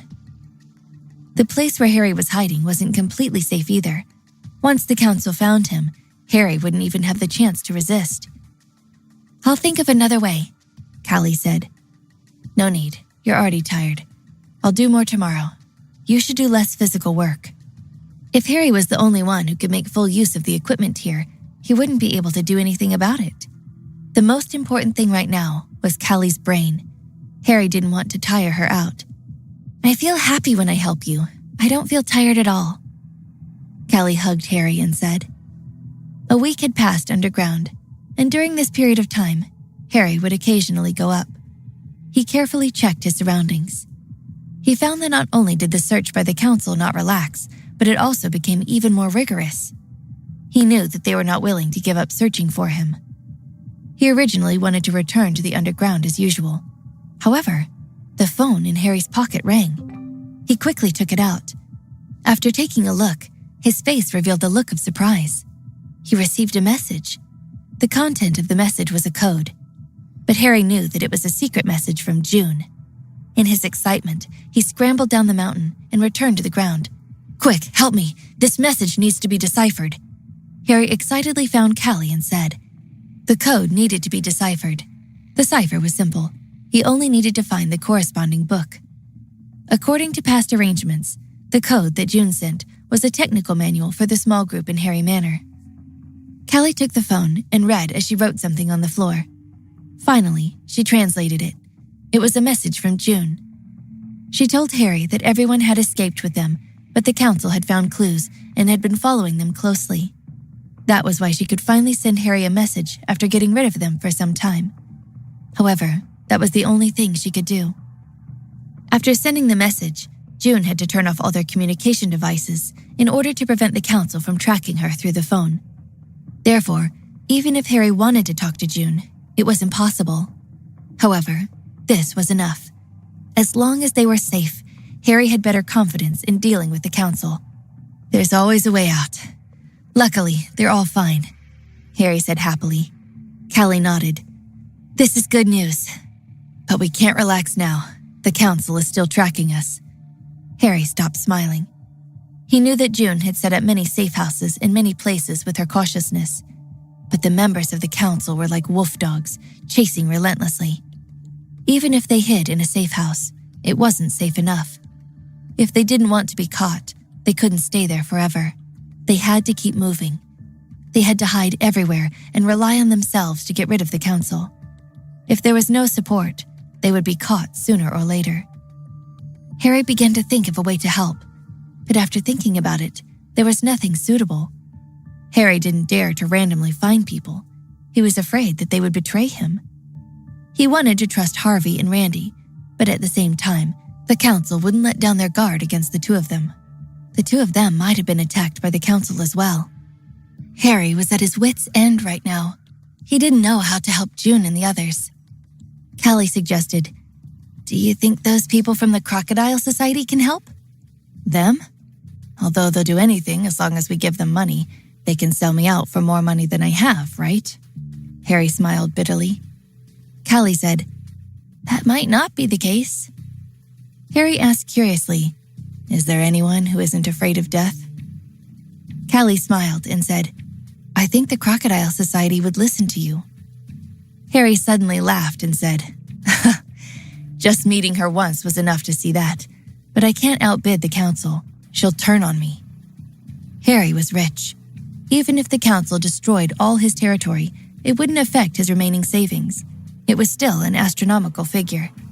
However, compared to the council, Harry's wealth was nothing. Harry didn't even need to talk about this. He directly rejected Callie's suggestion. However, Harry didn't say it openly. Harry said, "All right, I'll consider this matter, but not now. I can't contact them without giving away our position." "Yes, I understand," Callie said. Now, the council had surrounded the entire island, not just in the sea, land, and air. They even controlled the radio waves. They'd know if he made a call. As long as it appeared, the members of the council would immediately track it. Therefore, Harry had already shut down all electronic devices that could send signals in the cave, and he only turned on the receiver at scheduled times to receive June's signal. That was why he would use his phone at the entrance of the cave for a short period of time. Once he received the message, he would immediately turn off the signal. The time couldn't be longer than 20 seconds. Any longer, and the council would be able to track their position. These few days, Harry would send messages to June and the others every day to tell them that he was safe. Although he was trapped on the island, the other party couldn't find him. June didn't have it easy. June led a large group from hideout to hideout. They couldn't spend more than a night before they had to run from the council. The members of the council chased closely. No matter how thoroughly they disappeared, the hideouts that she had previously set up were activated one by one and then abandoned. Finally, June brought everyone to a large mountain near the border of Florida. They only managed to catch their breath after landing in an abandoned village. The members of the council didn't follow them, but the situation was still not optimistic. Although they temporarily left the enemy behind, they didn't have enough supplies to last long. Bringing a large group of people to hide and seek in a village, just eating and drinking would consume a lot of money. Adding on the fact that they were constantly running, it was even more impossible for them to bring a lot of supplies with them. Currently, the small village that they were hiding in was abandoned, uninhabited land. It was very difficult to find supplies here. If they went out to buy supplies, they would be worried about being discovered by the council. Hence, June and the rest fell into a difficult situation. Here, you can have this chocolate. June handed the rest of the chocolate to Michaela. Michaela stared blankly at the chocolate. In the past, she'd never thought about it. The sugar and calories stored inside would be enough to keep someone going in an emergency. Previously, it was just a snack. She didn't like it too much and was afraid of getting fat. But now, there was nothing more effective than a piece of chocolate to replenish energy. Michaela shook her head. I don't want to eat it. You should eat it. You still have to take care of everyone. You have to stay strong. Michaela knew that it was fine if she fainted from hunger because she didn't really care about it. But June could not.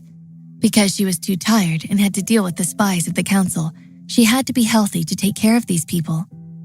In just a few days, June had lost a lot of weight. I just need to drink some water. I'm not hungry right now, Michaela said, and raised the bottle in her hand. Although this small village was abandoned, it was fortunate that there was still a well there. They wouldn't lack water. June insisted and handed it over. Michaela, you can just eat it. I can go out into the woods and get some small game. I'll be fine. Michaela smiled bitterly and said, June, you're joking. There's no way you could find something that easily. June shook her head. Listen to me. Harry instructed me to take good care of you. If anything happens to you, I'll never be able to face Harry again. Michaela's eyes lit up when she heard her talk about Harry. How is he? Is he running like us? June pretended to be relaxed and said, Don't worry. The council is still looking for him, but I doubt they'll ever find him. He's got plenty of food and water to last him years. I packed that place with as much equipment as I could. He's as safe as he'll ever be. Michaela let out a sigh of relief. Ah, that's good. Speaking of resources, Michaela subconsciously licked her lips. After running for so many days and hiding, she didn't even finish a full meal. June said, Quickly, eat. I'll go take a look around. Maybe I can find something tasty for us to eat. As she spoke, June turned around and walked outside. This place was halfway up the mountain and was more than 30 miles away from the nearest town. The village had been abandoned when the people living here experienced a few harsh winters in succession. The roads froze and their supplies dwindled year after year. They all moved away when it became too dangerous to stay. June carefully walked into the forest and paid attention to her surroundings. Unfortunately, she didn't seem to be getting lucky with any wildlife. June wasn't discouraged. Along the way, she had gathered quite a number of wild fruits and vegetables. She would bring them back to make a soup out of them. At most, it would be enough. On the way back, June took a different route to the village. She actually discovered that some melons were growing. They were probably grown by the villagers before, and after leaving, they were allowed to grow freely. June was so happy and put them in her backpack. She was ready to go back. She could only carry so much. When she got back to the village, she'd bring a few of the others and have them come back and dig up the rest of the melons. They'd all be able to eat well for the first night in a while. However, on the way back, June suddenly heard some unusual movements. She quickly squatted down and hid in the grass. She looked toward the direction where the sound came from. June didn't know if there was some wildlife stalking her or if the council had found them already. As expected, her cautiousness was right. The members of the council were here in the mountains. There were a few hundred people hiding in the dense forest. It seemed like they'd already determined their hiding spot and were about to ambush them.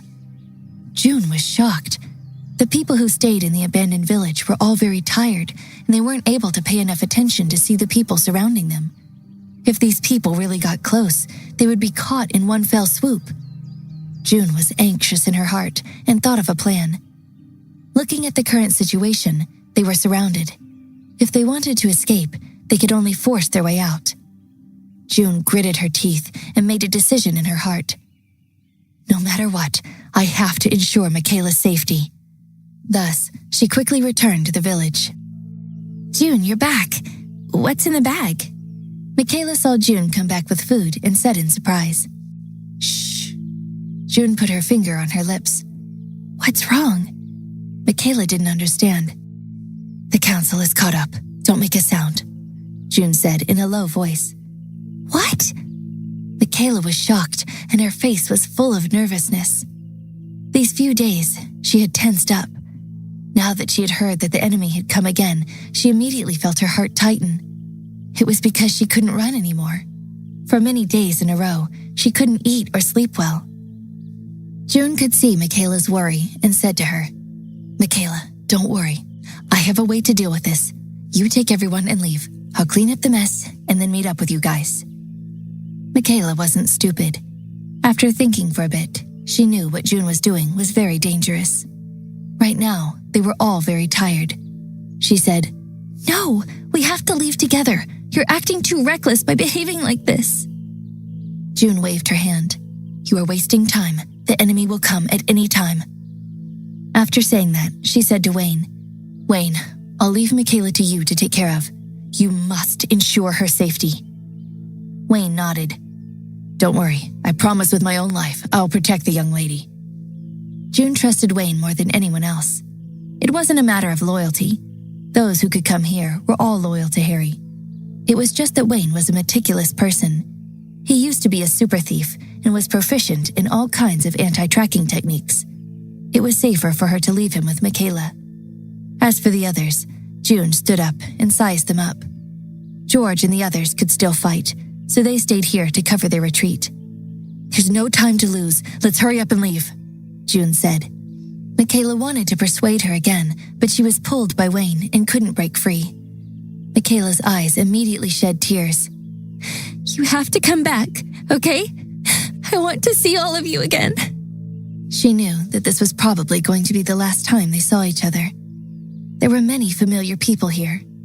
Perhaps they would never see them again in the future. June smiled. Michaela, don't be sad. We've long prepared for this day to come. After saying that, she waved her hand and led everyone down the mountain.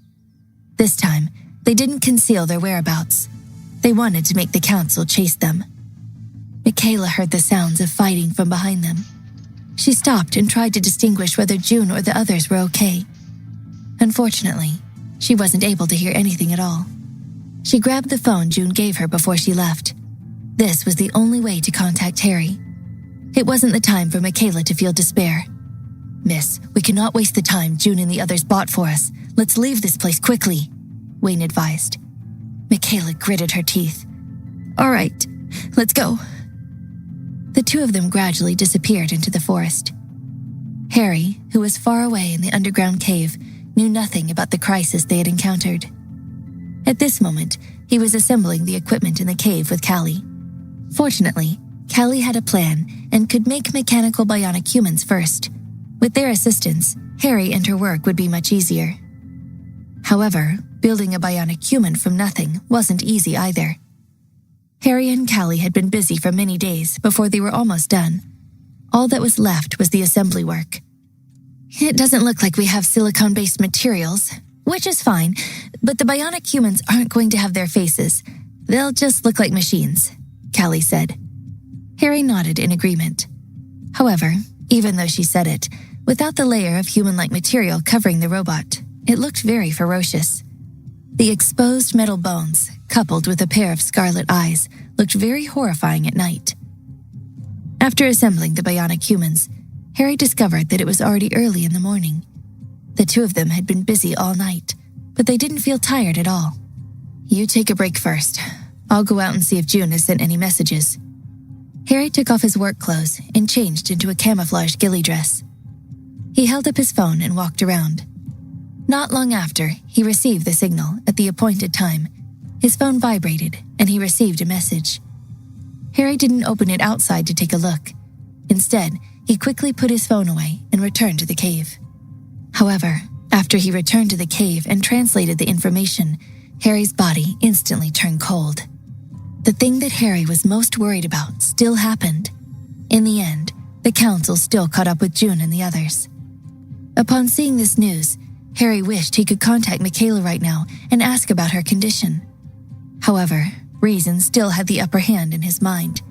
He couldn't expose his position now. Once he called Michaela, the people of the council would immediately track his location. Even if Michaela wasn't caught by the council in the future, she would no longer have a normal and peaceful life. She might be living the rest of her life in the shadow of being chased by the council. "What's wrong?" Callie saw Harry's expression wasn't right, so she asked. "See it yourself." Harry didn't have the mood to explain. He handed the phone to Callie. Seeing the message on the phone, Callie was shocked. She didn't expect that June and the rest would run so far, and in the end, they still didn't escape from the evil hands of the council. "Don't be too sad. The most important thing right now is to keep doing what we're doing," Callie consoled.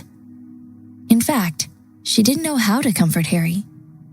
Now, she could only think of ways to find more things for Harry to do so that he didn't have time to think too much. "No, we can't be so passive here. We must find Michaela and bring her here. Only then can I relax," Harry said.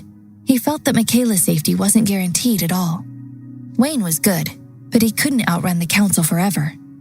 It was only a matter of time before he was caught, so Harry wanted to go out and find Michaela and bring her to him before they found them.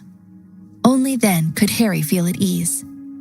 Even though they were here, they were still caught. But at least the siblings would be together. This way, Harry wouldn't have any regrets.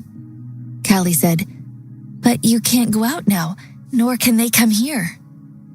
Now that Harry was surrounded on the island, there was no way for him to leave. As long as he showed his face, he would immediately be discovered by the council. It was already extremely difficult to go out and find Michaela. It was even more impossible to bring her back. Harry said, "No, that's not necessarily the case. There is one more path to the outside of the island." Callie looked at the deep cave behind her and asked, "You mean to go out from here?" Harry nodded. "This is it." Harry and Callie had explored many places in this underground cave during this period of time. One of them was an underground river that was patrolled by underwater bionic humans. Harry unexpectedly discovered that this underground river was actually connected to the sea. What was even more shocking was that this underground river was very large. In the underground cave, there was a wide underground lake. The huge volume would allow Harry to build a miniature submarine and then leave whenever he pleased. However, it wasn't like Harry wouldn't come back after leaving. Even if he went out, he still had to avoid the council. And here, Harry had the capital to start his business again. Harry could build his own armed forces to fight the council head-on. "I want to build a miniature submarine and go out and find Michaela. I need your help," Harry said. Callie nodded without thinking. "Okay, no problem." Here, there was equipment and resources. Callie calculated for a bit and could build it in a week's time. Harry not only wanted to go out and save Michaela, but he also wanted to find out more information. He wanted to see if he could find June and the others. He just had to know if they were okay. Since he had made up his mind, Harry and Callie began to work together. A day passed very quickly, and it was the morning of the second day. Harry, who had been anxiously waiting for a long time, went out to send another message to Michaela. The message from Michaela said that she and Wayne were temporarily safe. Currently, they were hiding in the safe house that Wayne had bought a long time ago when he was a super thief.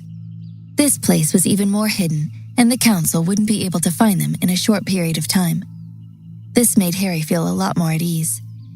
Harry told Michaela about his plan and told them to wait patiently for a period of time. When the submarine would be finished, Harry will come to pick her up, After covering Michaela's retreat, June went through a tough battle. In the end, she was still captured by the council and brought to them.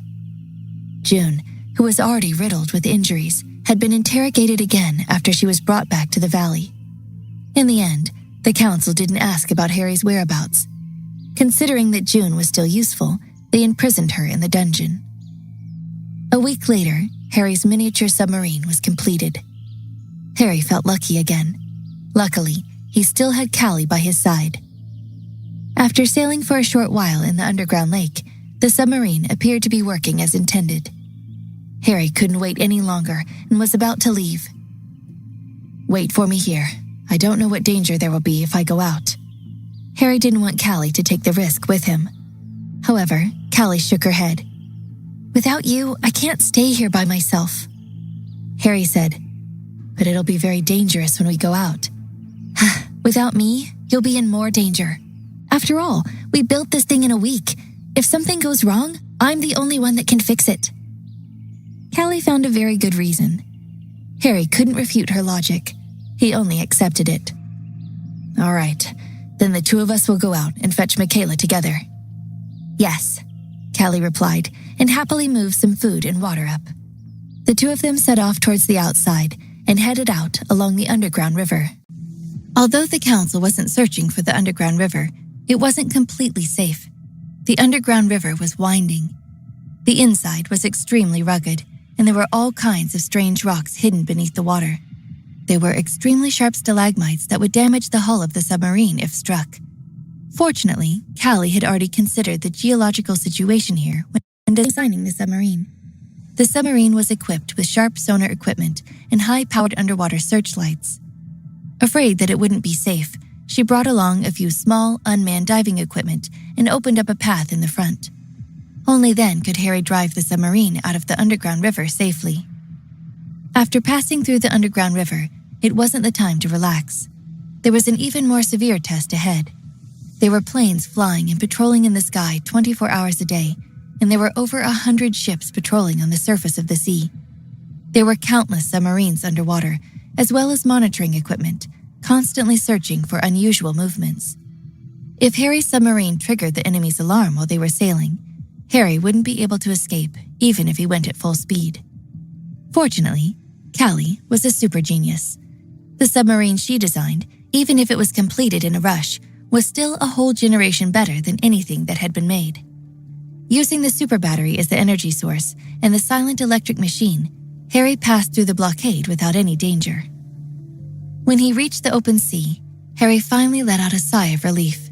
Just now, when he passed through the blockade, he had been holding his breath along the way, afraid that the disturbance would cause the alarm system to react. When he was the most nervous just now, he felt like he was going to suffocate. Because the submarine used batteries as its power source, there were only 2 people using oxygen. They could stay underwater for a few days. They didn't even need to float up to change the air. If they were to float out of the water to change the air, they would be discovered by the council. Just like that, they sailed silently under the sea for a week. If they calculated the distance based on speed, Harry was already far away from Reflecting Moon Island. He carefully drove the submarine close to the surface of the sea and observed the situation outside through the periscope. There were no more ships from the council on the surface of the sea. He couldn't see the shadow of the plane in the sky. Only then did Harry relax and surface the submarine. "Michaela is currently in Washington. According to our location, we'll be able to reach the coast of Washington in a day's time," Callie calculated on the map and said. Because they had to avoid the council, Harry didn't dare to use electronic GPS. Therefore, they had to use analog only, using the map and observing the stars and the sun to determine their latitude and direction. Harry used the opportunity to float to the surface of the sea and took out his phone to connect the signal. He quickly exchanged information with Michaela. Then, he closed the signal again. As long as it didn't exceed 20 seconds, the council wouldn't be able to find him. After changing the air in the submarine, he once again dove into the sea. One day later, he arrived at the shore of Washington. Harry didn't choose to stop at the port. His submarine didn't have any identification, so it would attract everyone's attention if it appeared. Furthermore, there were too many eyes at the port, so it was inevitable that their whereabouts would be exposed.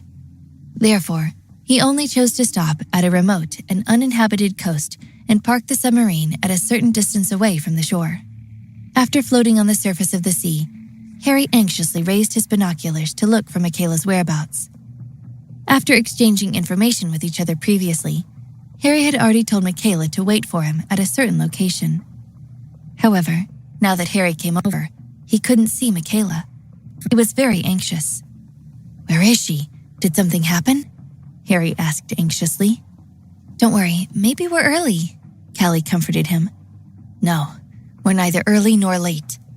Harry looked at his watch and said, it was almost dawn. The entire beach was shrouded in darkness. They wanted to make use of the time they had right now to quickly pick up Michaela and leave when the sky was darkest. If it was any later, the sun would rise in the east. It was hard to guarantee that no one would notice them when the sun rose. Although this place was located on a remote coast, it wasn't guaranteed that no one would pass by. Harry turned on the night vision telescope again to check the area. However, he still couldn't see Michaela at the beach. Harry couldn't help but worry. Michaela, did she go to the wrong place? Callie didn't think so. If Wayne is with her, he wouldn't make such a low-level mistake. Harry looked at the time anxiously again and said, "No, I have to contact them again. I don't care if we're discovered." After saying that, he took out the light and sent a signal to the shore. He sent it 3 times in a row, and just as Harry was feeling disheartened, he finally received a response. A weak light source appeared on a reef beach on the shore, and it flickered rhythmically. "Over there, I see them," Harry said happily. "Don't rush over. Turn on the satellite phone and confirm it again." The cautious Callie pulled Harry back. She asked him to wait for a while. At a time like this, it was better to be safe than sorry. If it was the council, they'd be playing right into their trap. Harry hurriedly took out his satellite phone and called Michaela. A moment later, the call connected. Harry finally heard a familiar voice that he'd not heard for a long time. "Harry?" On the other end of the phone, Michaela asked while crying. "It's me. Are you there by the shore?" Harry said excitedly. "Yes, it's me and Wayne," Michaela replied. "Then wait for me. I'll come pick you up right now." Harry couldn't wait any longer. He climbed out of the submarine and pushed the inflatable boat into the water. After he started the engine, he drove towards the shore. After reaching the shore, Harry ignored the coldness in the water and jumped off the boat. He ran over while dripping with water. Michaela, come here quickly!" "Harry!" Michaela jumped out from behind a reef and ran towards Harry, throwing herself into his arms. After more than 20 days of worrying, Harry finally reunited with his sister. What Harry was worried most about wasn't his own safety. It was the safety of June and his sister. He was the one the council regarded as their enemy, not anyone else. Being besieged this time, Harry felt that he should not be too rash and underestimate his opponent. June, his sister, and all those men were going to suffer because of their relationship with Harry. Thinking of this, Harry felt even more sad, especially when he saw that his younger sister was covered in dirt and her clothes and shoes were covered in sand. He felt even more sad. His sister should be happy and healthy. In the end, her life was in danger. If it wasn't for June's thoughtfulness, Harry might have had to part ways with his sister.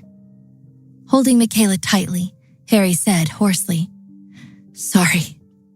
It's all my fault that this is happening." Michaela lay on Harry's chest and cried softly. "This isn't your fault. It's all the council's fault. Without them, we'd be living a much happier life." Harry nodded. "You're right.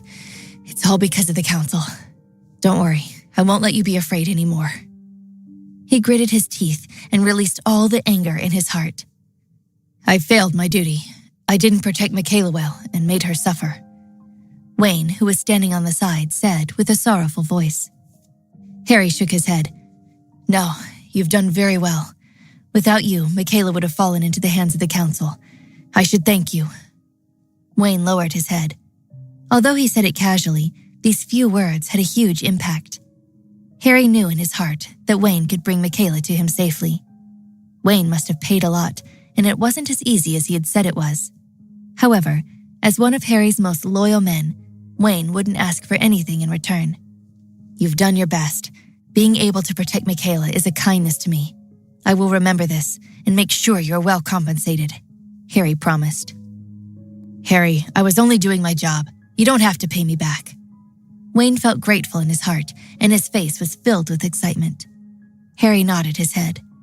He was in a crisis after all, but as long as he could turn the situation around, Harry would never forget his loyal men.